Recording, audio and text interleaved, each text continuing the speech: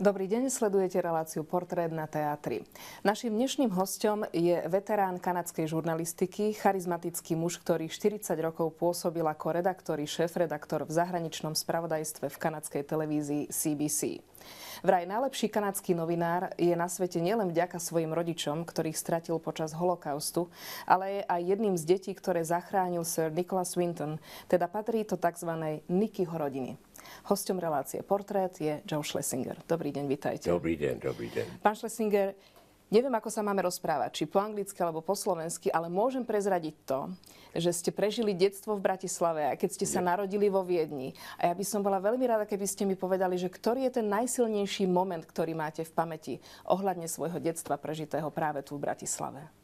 Pamatuju si, že jsem se vrátil po 40-50 letech do Bratislavy a podíval jsem se na to náměstí tam a řekl jsem mi, jo, ta socha Hvězdoslava, oni tam nebyla, ta byla tady u divadla. A lidi mi řekli, že jo, tu sochu jaksi vzdálili, protože tam bylo parkoviště nebo něco takového. A tyhle detaily, tam byla na druhé straně, tam byl karton, na druhé straně tam byla kavárna, kde můj otec hrál šachy. A můj bratr a já jsme šli s ním a dostali jsme čokoládu se šlehačkou, to si tak pamatuju. Už ta kavárna tam není, ta byla na prvním poschodí, ta kavárna je teď na přízemí, jo. A všechny ty věci taky přijdou zpět i ta reduta. Pamatuju si, to bylo, myslím, po Mnichově 38, něco takové, tam byla svatba, my jsme tam byli s matkou. A to je poprvé, co jsem slyšel od matky. Ona řekla přítelkyni, no jo, my pošleme naše kluky do Anglie. To jediné, co jsem věděl, že no, jedeme do Anglie. Velké dobrodružství. A já jsem vůbec nebyl smutný. Pro mě to bylo... Výlet. Výlet, jo, no.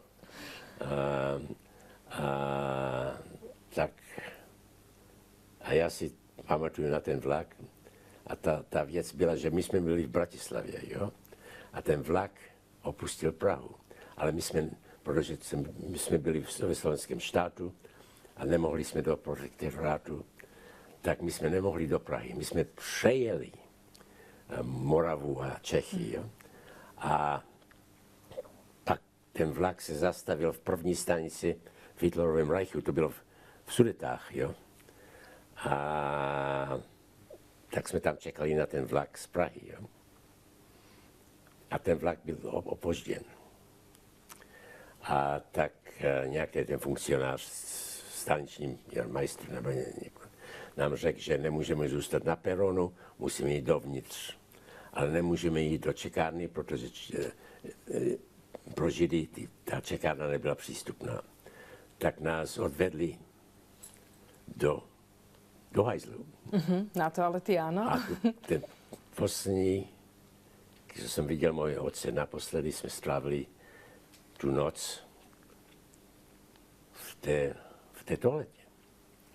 A já si vždycky ještě pamatuju, protože to byl šmolný takový pisuár,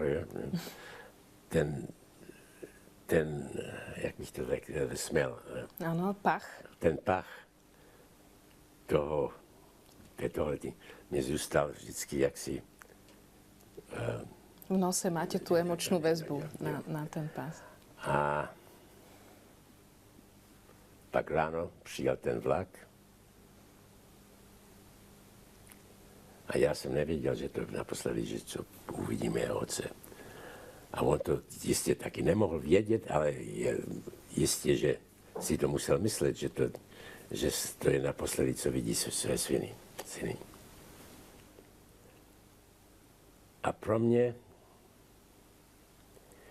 já si pamatuju, mám děti, a já si pamatuju, když ty děti byly malí a já jsem se na ně podíval a nějak jsem si chtěl představit, co ty rodiče těch dětí, moje rodiče, co si mysleli, co zažívali?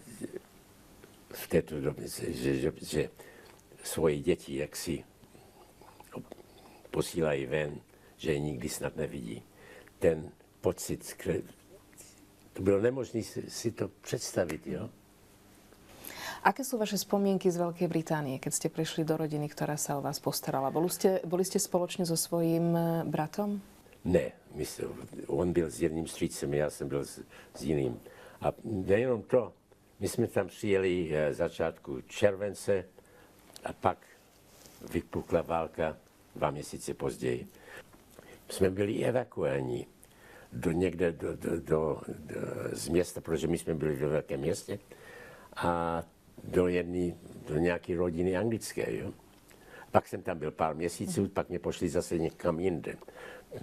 A pak mě zase pošli k strýcově tetě a pak se mě zbavili a poslali mě do té československé státní školy v Británii, kde byli jiní děti jako já, kteří, my jsme všichni, i ti, kteří měli rodiče v Anglii, ta velká věc byla, co se stane s tou válkou, kdy se vrátíme domů, jo? Co se stává s našimi rodičmi. Nic jsme o tom nevěděli. A ta celá věc pro mě byla, to je začátek mé kariéry žurnalistické, protože my jsme všichni sledovali ten vývoj té války. Jo? Počúvali ste to, predpokladám, v rozhlase, v rádiu? Český rozhlas z Británie a tak dále. A BBC a tak dále. Já jsem stal 6 hodin ráno to dělat. A vy už jste hlásili zprávy, čo sa deje? Co se děje. A pak si pamatuju, to bylo 6. června 1944, tak jsem to poslouchal, tam byly zprávy o bitvách v Pademanche, v tom kanálu, a nějaký ty bombardmenty ve Francii. A tak jsem napsal poprvé. Zdá se, že druhá fronta začala. A nikdo to nevěřil. A pak v 10 hodin BBC porušila jejich program a měli ten, jak bych to řekl, ty novinky od nějakého amerického generála, který se jmenoval Eisenhower, že ta druhá fronta začala. Už ste to takmer vedeli. No, tak to boli tie žurnalistické začiatky, ale kým ešte k ním dospieme, pokojne ináč môžeme prejsť do angličtiny, pretože už tieto veci sa budú týkať vášho profesionálneho. Jo. So before we turn into your career, I would like to ask you, what was the life after you came back from Great Britain? That was it. I was put into, I had a guardian appointed, a man named Major Antonín Rakoš, and I stayed with them for a while, and not very long, because again, this business of wanting to know what's happening. It was the 1st of May 1946. And there were various manifestations. You know, I think the communists were in the Old Town Square in Prague, the Social Democrats were or maybe the National Socialists were on the Václavák, and the others were on Karlovy náměstí. And I walked from one to the other just to see how things were going. And the next morning when I got up, I couldn't step on my leg. I couldn't walk. At first they told me that I would never walk properly. Spent 2 years in hospitals. And when I came out, it was in 1948, and the communists had already taken over, and the whole country had changed. And that's the time when you worked for AP as a translator? Yes, I needed a job, you know, and what did I know? I mean, I knew, I spoke English, you know, I spoke Czech, I spoke Slovak at the time, I spoke German, and so they hired me as a translator, and then slowly I became a reporter for them, and that's what I did. So you kept just getting closer and closer to the journalism job. I know, yeah. I know. And in 48, it was when you decided to leave the country, so you No, decided it to was emigrate? later than that, because 48 when I came out. No, I decided I had to leave the country because after that the communists started clamping down on the AP, you know. And I remember checking into the Carlton in Bratislava one day, and the concierge saying, whispering to me, "A man in a leather coat has been asking what you're doing here." Oops. And the man in the leather coat, of course, that meant the STB, Státní bezpečnost. And not only that, a few days later, this arrested one of the staffers in the Associated Press Bureau. So I got the idea, I better get out of here. Oh, okay. Which is easy to say, but to say it honestly and openly, that was the second time when you became a refugee in your own country. The first time when you left because of the Nazis, and now because of the communists. That's right. At that time you were very young, so I suppose you had your ideals and you were courageous. But did you ever imagine? Listen, young people aren't necessarily courageous. They're young not. people are foolhardy. Okay. You think you're going to live forever.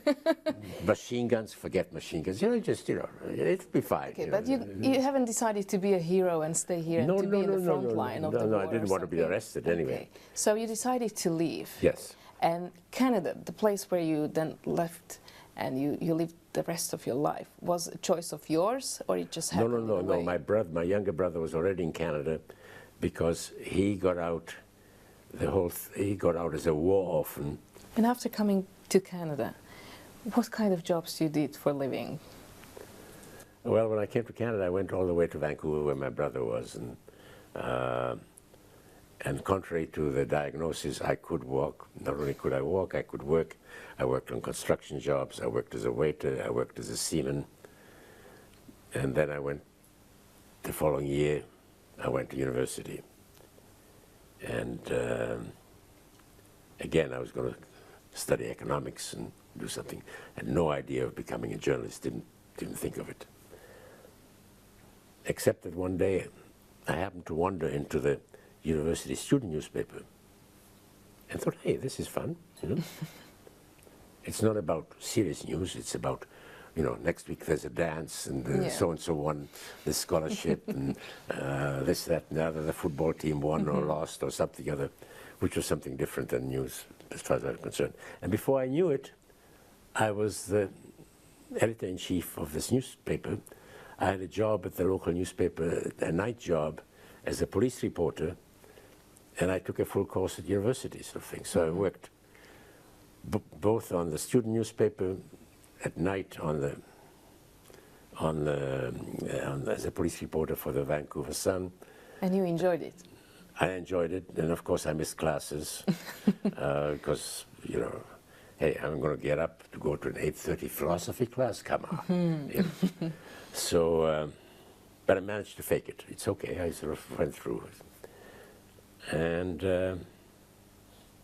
as a matter of fact, I didn't finish university because by that time I had a newspaper job, and who needs this piece of paper? Okay, nobody needs the diploma. Yeah, right. I believe if somebody loves his job or her job full-hearted, with journalists, it's a kind of lifestyle.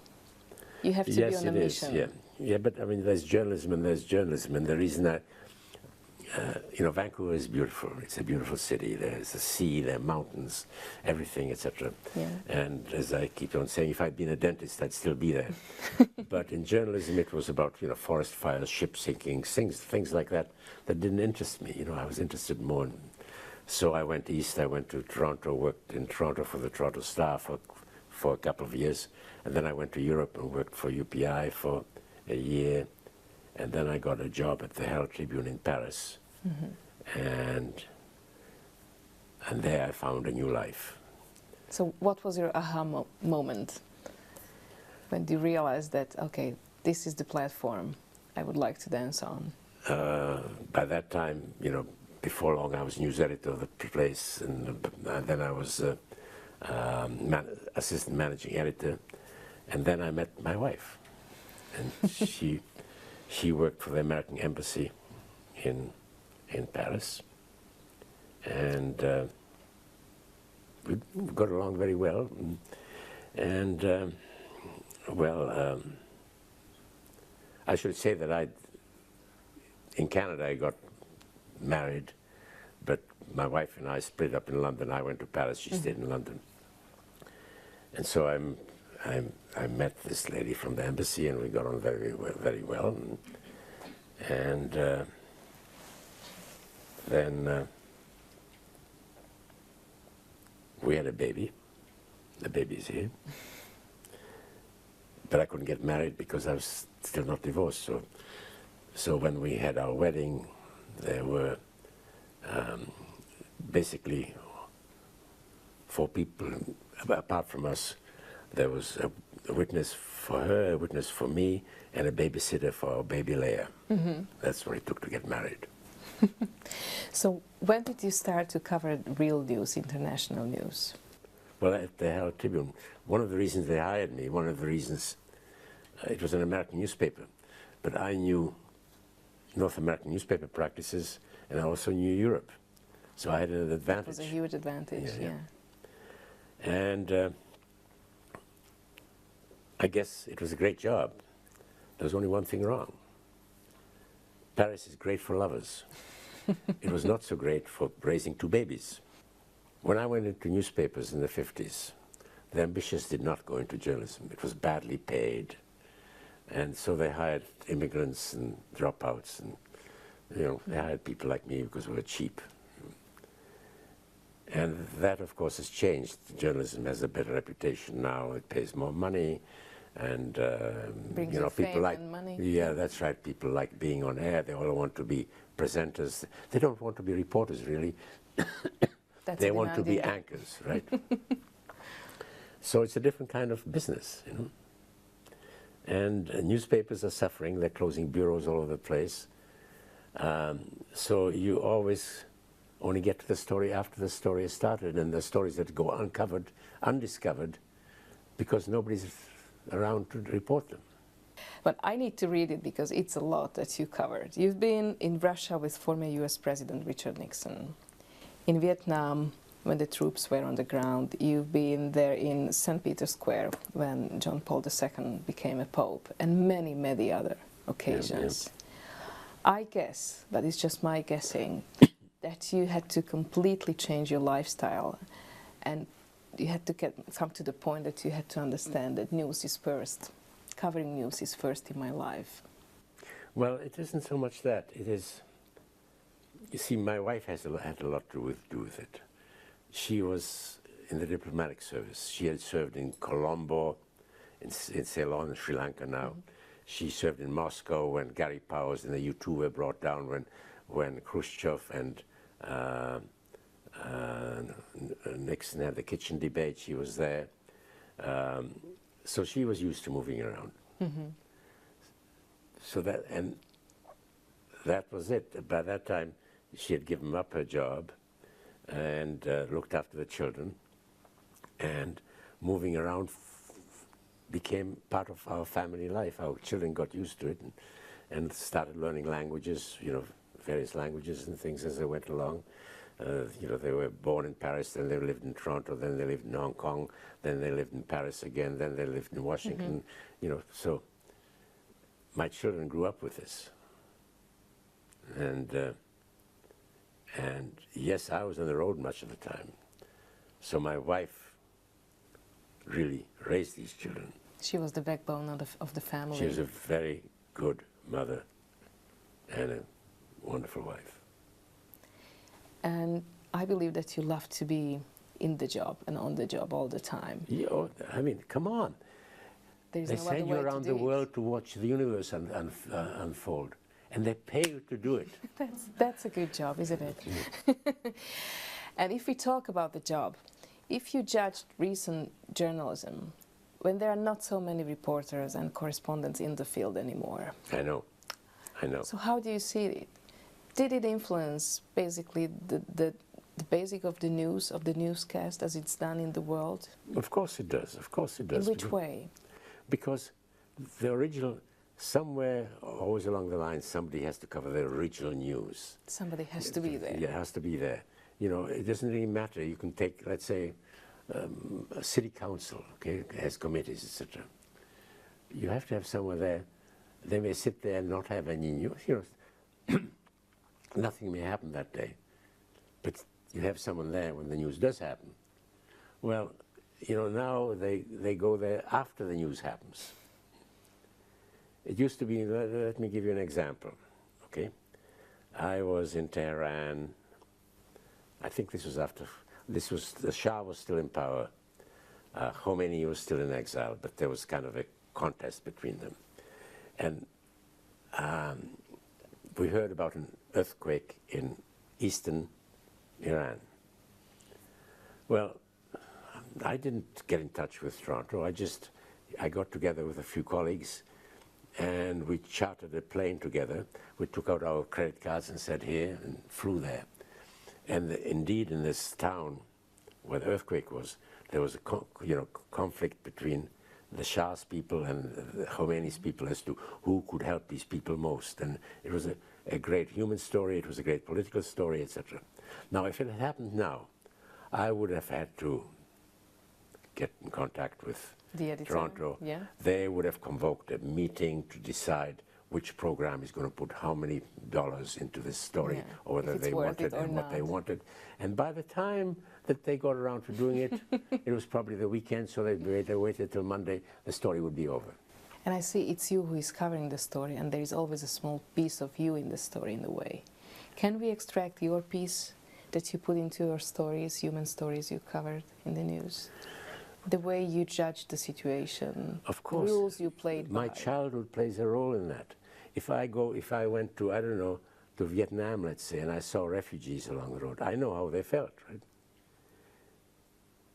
If I saw people under bombardment, I remember being in Britain when the bombs fell, you know, as a child. So obviously I had more empathy for what was happening to these people, and that this empathy made itself felt. It wasn't that I'm, you know, that perceptive a writer, but I knew about these situations, so I was familiar with what was happening, which is why they kept me sending to these situations. In that context, I would like to quote Nicholas Winton. He wrote in a letter in 1939 that there is a difference between passive and active good, and you know this quote because it's in the document as well. The last, in my opinion, means to dedicate time and energy to mitigate pain and suffering. It requires one actively seeks those that suffer and are in danger, not just to live an exemplary passive life without doing evil. So my question is, what is the best thing you did for others in that context? Well, I didn't. I mean, I may have helped people here and there, but the point is, as far as I could see, my life was to bring the truth to people, to bring the suffering of others to the attention of people. This was my life, and I don't make any apologies for it. I wasn't active in any. As a matter of fact, in a sense, I wasn't politically active because I may have had my political opinions, but I learned to overcome them, my biases, etc. Mr. Schlesinger, thank you very much for this interview. You're welcome. I wish you good health and happiness. Well, thank you. Šťastie, lásku a veľa zdravia. A mám šťastí v lásce a zdraví taky jsem, i když se nepohývám velmi dobře. Ďakujeme veľmi pekne za rozhovor. Tak to byl my pleasure. Našim dnešným hosťom v relácii Portrét bol Joe Schlesinger.